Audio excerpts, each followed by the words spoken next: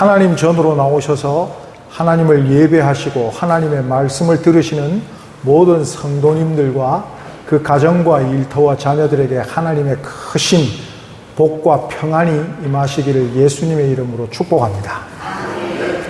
오늘은 광복절 78주년 감사 예배로 올려드립니다. 광복절이 벌써 이제 78주년이나 되었습니다. 독립군에 대해서 이렇게 얘기를 좀 해볼까 한데요. 광복을 함에 있어서 독립군의 역할이 참 컸습니다.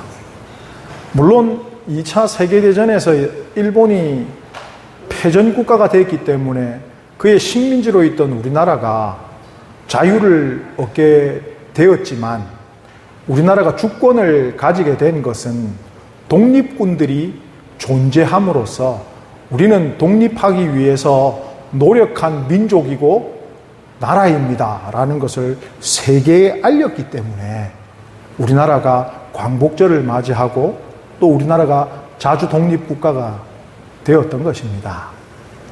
참 고마운 분들이죠. 그럼 독립군이라고 하면요, 이렇게 정해진 한 단체가 아니라 이름 있는 단체만 해도 한 20개 단체가 준군사 조직처럼 이렇게 있었습니다. 네, 독립군이라고 부르는 사람들 그 단체가 한 20개 정도 큰 단체가 있었다라고 생각하시면 됩니다. 그 중에 이제 가장 큰 단체 중에 하나가 대한광복단이라는 곳이 있었는데요. 이들은 이제 일제의 탄압 때문에 우리나라 안에 있지를 못하고 잘 아시다시피 저쪽에 만주 그리고 저쪽에 그 러시아의 연해주 지방에서 활동을 했습니다.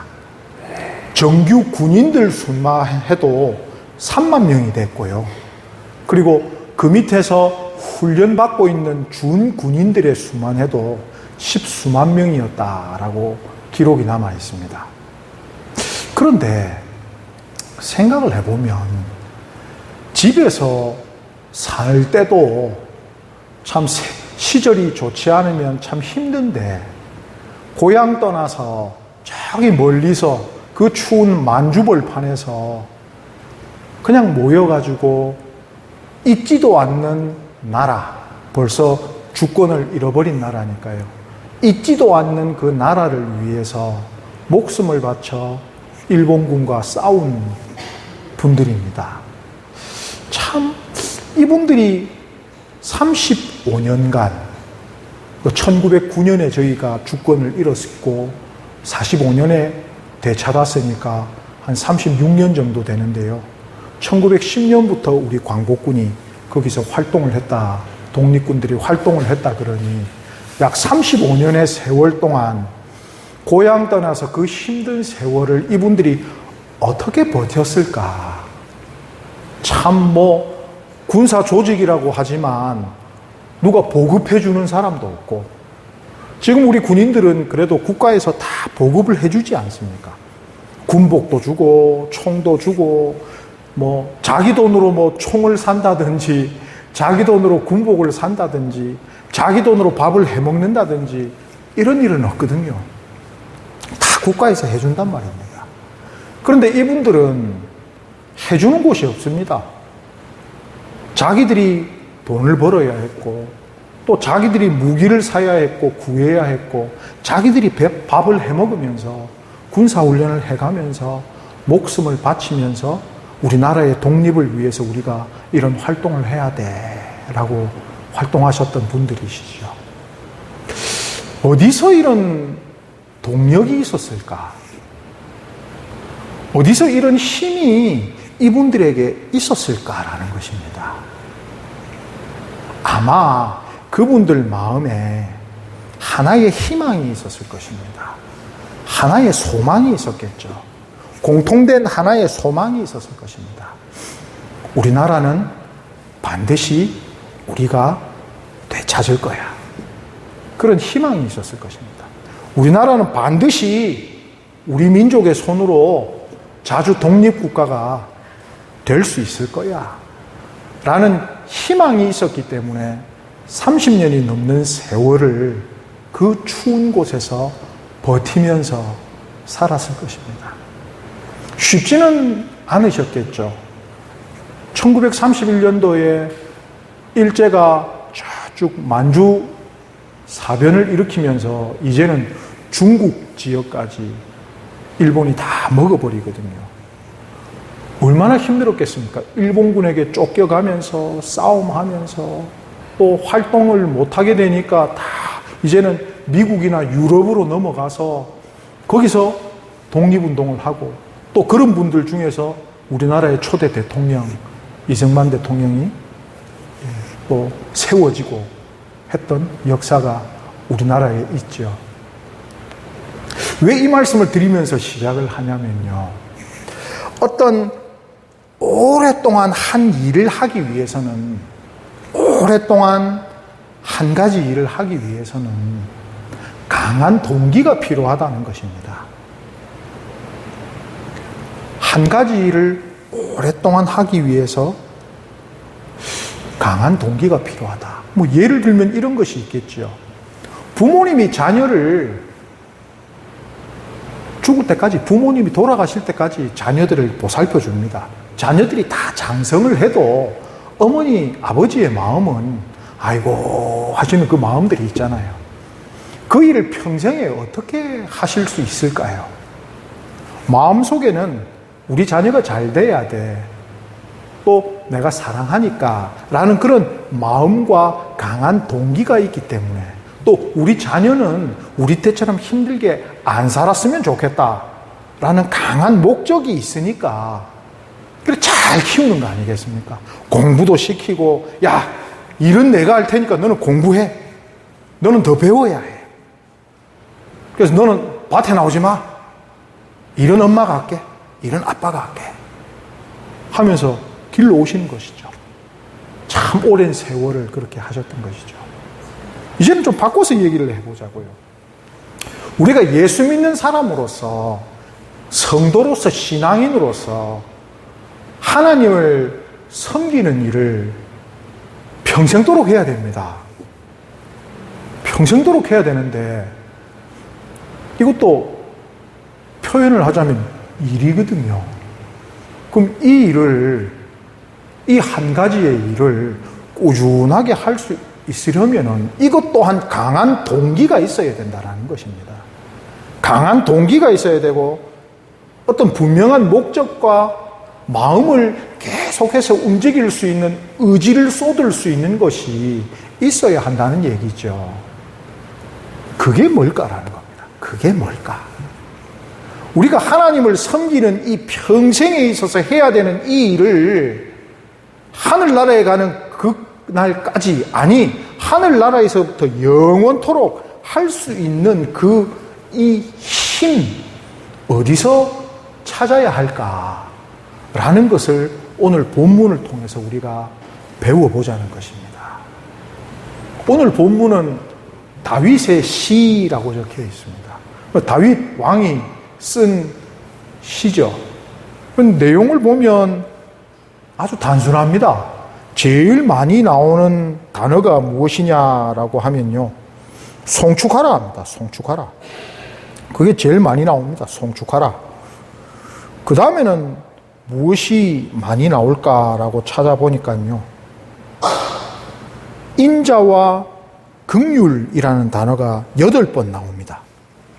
송축하라는 말은 7번 나오는데 인자와 긍휼이라는 단어는 8번이 나옵니다.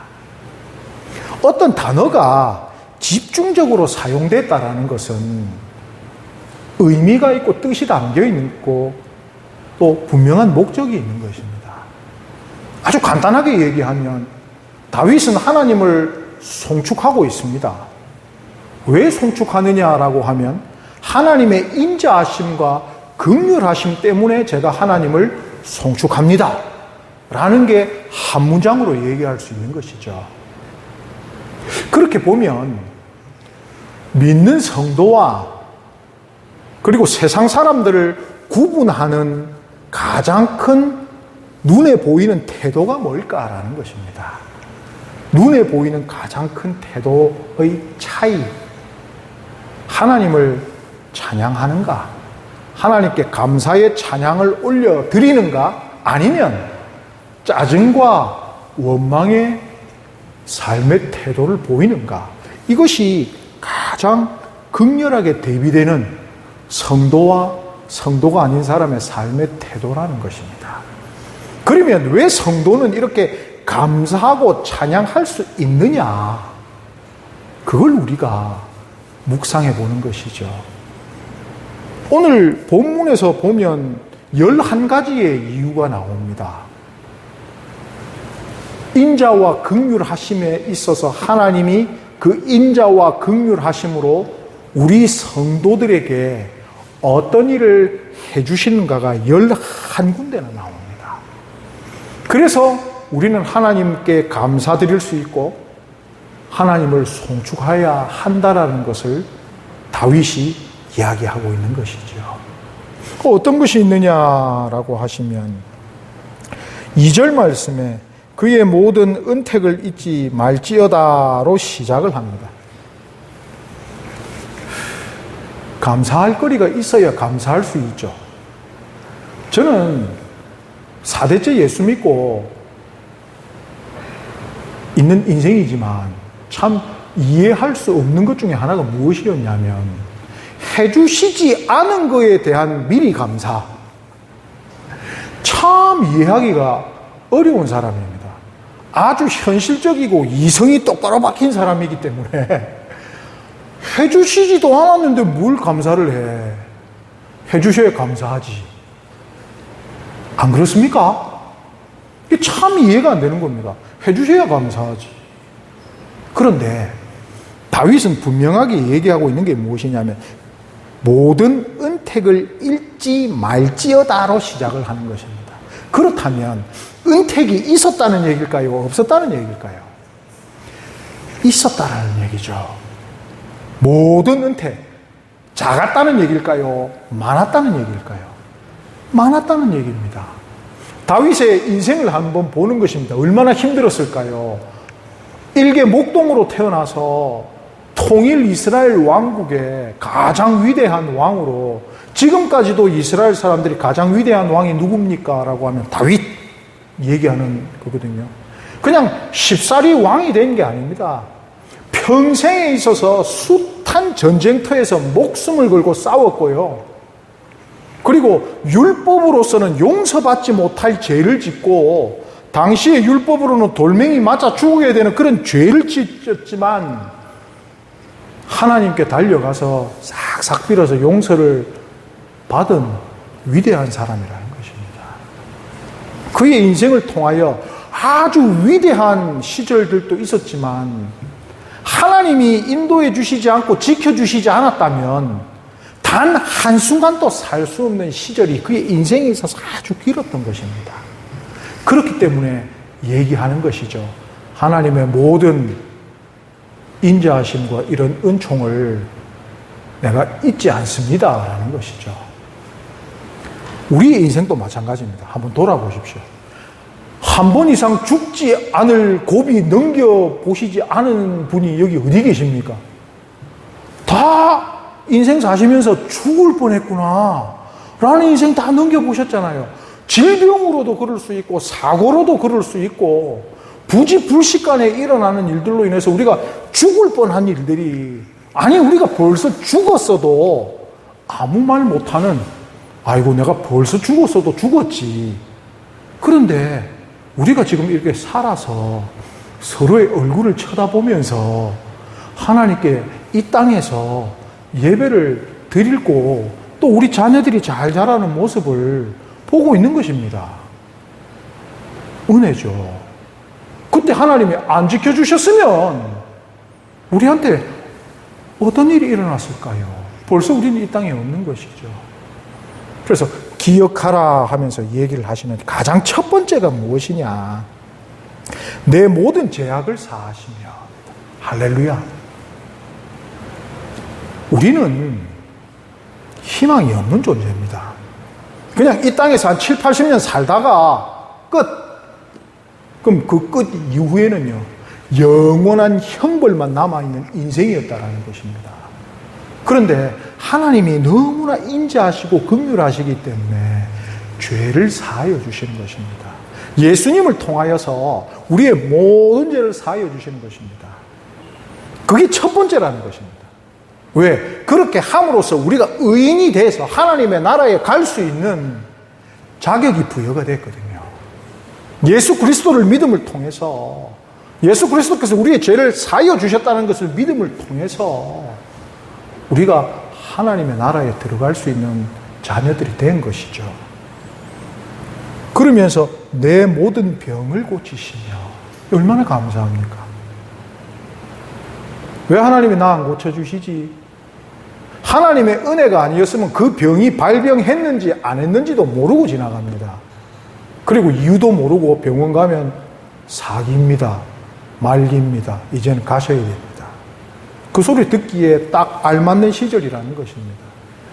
적당할 때 우리가 건강에 대해서 신경 안 쓰고 있을 때 하나님께서 알려주시죠. 너 내가 준 건강을 잘 안 지키고 있구나. 너 병원 한번 가야 되겠구나. 알려주시는 것입니다. 가서 진단받고 아이고 하는 게 아니라 하나님 감사합니다. 왜? 하나님은 병을 주시기도 하지만 고쳐주시는 분이시잖아요. 그래서 하나님께 매달리는 겁니다. 하나님, 아픕니다. 안 아프게 해주세요. 기도하는 것이죠. 그럼 하나님께서 병을 고치시면 성경에 선포되어 있는 것입니다. 이건 뭐 우리의 마음대로 바꿀 수 있는 게 아닙니다. 성경에 선포되어 있는 내용입니다. 진리입니다. 진리는 변하지 않는 것이 진리거든요. 진리의 말씀입니다. 그러면서 4절을 보시면 내 생명을 파멸해서 속량하시고, 우리 죽을 수밖에 없고 지옥에 갈 수밖에 없는 우리의 인생을 속량해 주시고 생명을 지금 구해 주신 것이죠. 그러면서 5절, 좋은 곳으로 내 소원을 만족하게 하사 소원을 이루어 주신답니다.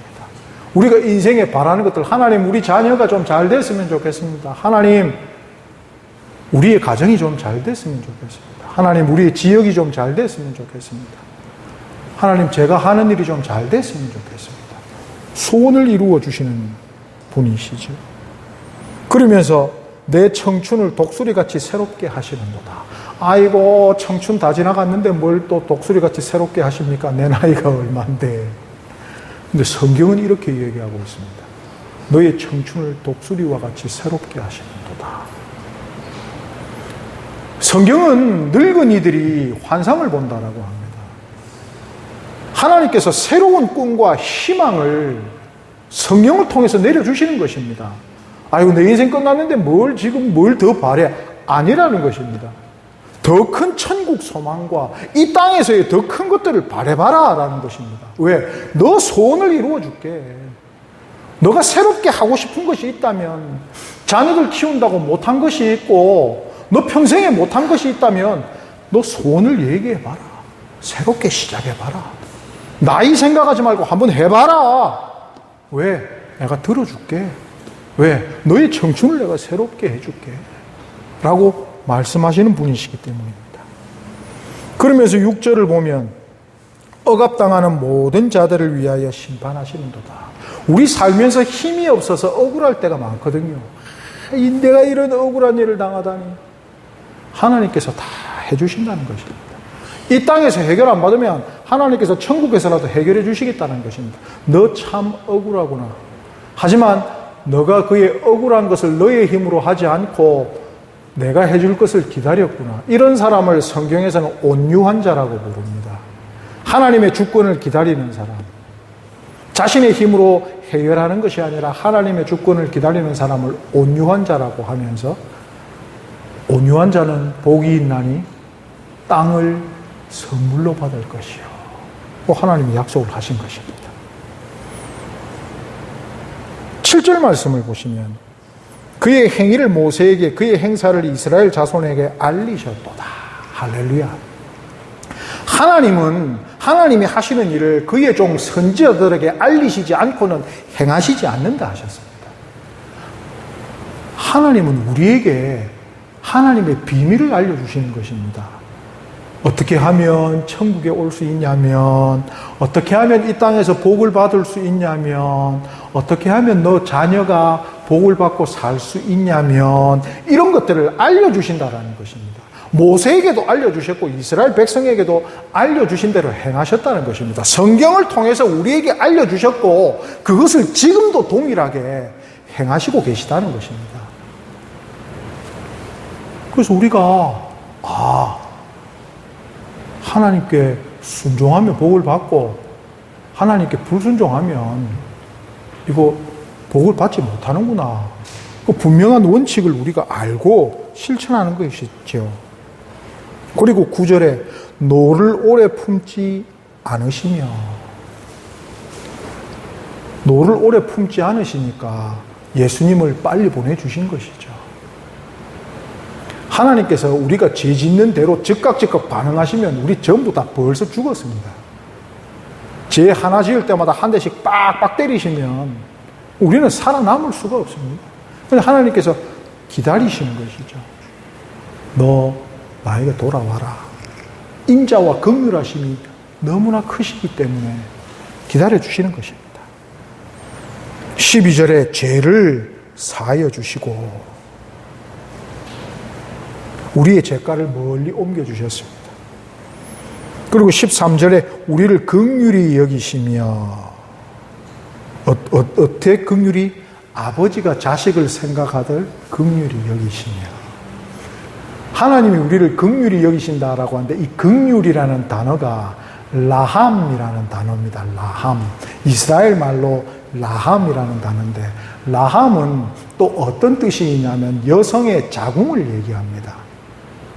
그럼 이 긍휼이라는 단어는 어떻게 이해를 할 수 있냐면 원어가 엄마가 뱃속에 있는 아이를 생각하는 마음이 긍휼입니다. 이게 원어의 뜻입니다.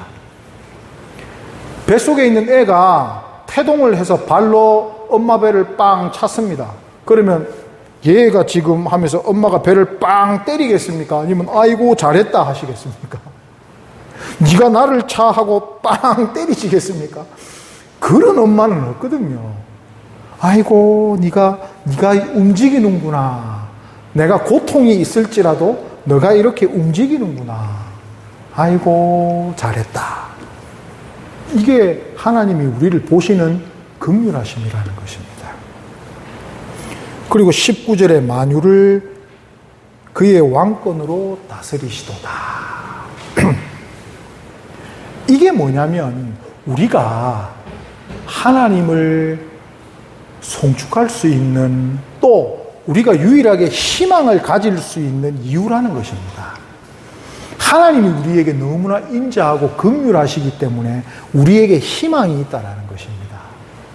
우리가 이 긴 신앙생활과 이 미래를 잘 버티고 잘 신앙생활을 할 수 있는 원동력이 무엇이냐라고 하면 우리의 의지가 아니라 하나님이 이렇게 인자하시고 긍휼하시기 때문이라는 것입니다. 그래서 우리가 이 긴 신앙생활을 할 수 있는 것입니다. 내가 어떻게 신앙생활을 내가 하는 것처럼 생각하지만 하나님이 인자하시고 긍휼하셔서 우리의 신앙을 하늘 갈 때까지 잘 가질 수 있도록 이끌어 주신다라는 것입니다. 이게 우리의 희망인 것입니다. 아이고 내가 해야지. 신앙생활 내가 하는 거야. 아이고 우리 마음이 조변석계로 바뀌는데 아시잖아요. 우리의 마음이 얼마나 간사하고 얼마나 빨리 싹싹싹 바뀌는지 아는데 무슨 희망이 있겠습니까? 그런데 하나님께서 우리에게 이러한 마음을 가지시고 이렇게 대해주시기 때문에 우리에게는 희망이 있는 것입니다. 그렇기 때문에 용기를 잃지 마시기 바랍니다. 내가 이 땅에서의 신앙생활을 내가 끝까지 잘 할 수 있을까? 걱정하지 마시기 바랍니다. 왜? 하나님이 해주시는 겁니다. 그게 우리의 희망입니다. 우리 자녀가 잘 될까? 걱정하지 마십시오. 하나님이 그렇게 해주시는 것입니다. 그게 우리의 희망입니다. 내가 나을 수 있을까? 내가 아픈데 내가 다시 일어서고 내가 다시 힘을 내서 살 수 있을까? 예, 하나님이 그렇게 해주시는 것입니다. 그것이 우리의 희망입니다. 내가 하려고 하는 것이 아니라 하나님께서 해주심을 감사하고 기쁨으로 그것을 하나님께 찬양으로서 표현하시는 모든 성도님들 되시기를 예수님의 이름으로 축복합니다. 우리가 할 수 있는 것은 감사하고 찬송하는 것입니다.